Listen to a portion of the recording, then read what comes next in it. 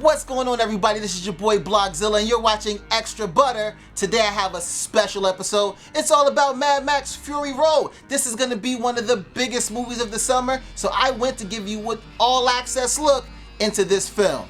Let's go. If you're going to do Mad Max, you might as well start with one of the villains. I spoke with Nicholas Hoult, who plays Nux. He's this character who goes after Mad Max and has him attached to a blood bag. It's really creepy, really sick, and he has an ill look. I spoke to Nicholas in Hollywood, California about the look, and here's what he told me. That's all prosthetics, a great makeup team who had silicone pieces basically each morning. They'd glue onto my face, my chest, my neck, my nose, pretty much all over me. I'd shave my head and then cover me in white clay and kind of give me a lot of black eye makeup. So what was the most fun thing you got to do as part of the movie? I mean, I like doing the more personal scenes where you're really relating and connecting with someone. Those are what hopefully gives the film heart and you care about the characters. But at the same time, when you're signing on to do a film like this, it's the epic battles and armadas of vehicles flying across the desert. Those are the things that get your blood boiling and you're like, yeah, all right. Mad Max Fury Road is directed by George Miller. It's an intense movie. I asked him about that intensity and how did he know he had a hit on his hands. He gave actually an audience a piss test. That's right, a piss test. Just roll the clip. I love it when people get up to run to the toilet and then they run back. I know the movie's got them, but nature takes over. Yeah. For me, I just sit there and hold it, and I'm like this. Though it was such a great film. From the opening sequence, the way you put everything together, can you talk a little bit about creating that part, just like the first 10, 15 minutes of the movie? Well, you know, it was 30 years since we did the first movie, so we had to introduce the Max character before the credits, and it had to be intense. I mean, this is a guy who's gone through a hell of a lot, and we got to get to know that something's gone in his life.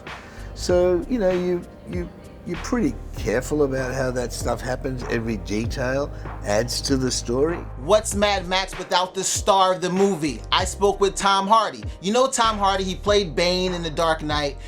He has this ill thing what he does with voices. It's really amazing. I love him when it comes to voices. He's one of the best. But did you know this voice right here for Mad Max gave him a lot of trouble? I asked him about crafting a voice for this Max character. Here's what he had to say.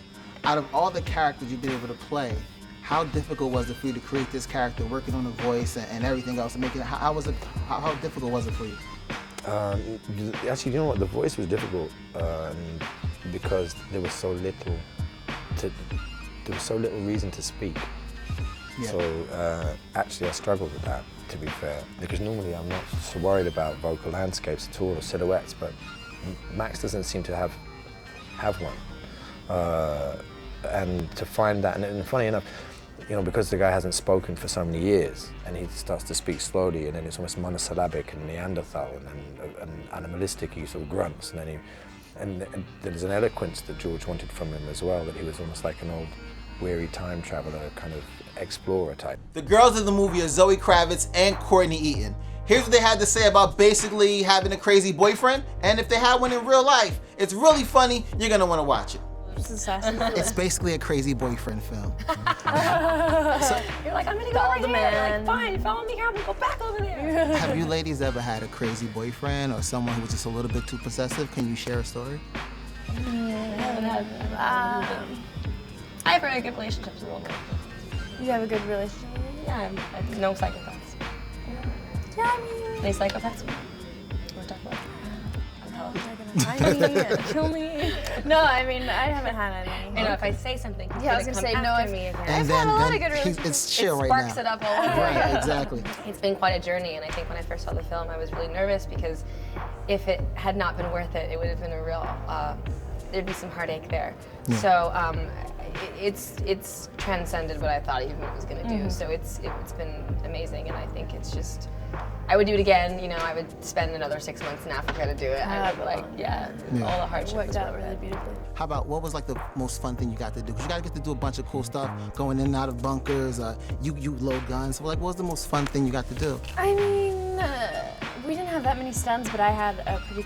My favorite scene to shoot was probably when we were in the back of the Volvolini's motorbikes. because we got to go really fast. It was really fun, and we finally got out of the war. Yeah, it was like a nice change of scenery. Yeah. There you have it, Mad Max Fury Road. It's in theaters now. You should watch it. It's really going to be one of the best movies of 2015. I gave it a perfect score in the Zillameter. But let me know what you think. Check it out, Mad Max Fury Road, a whole episode of Extra Butter. Hope you learned something.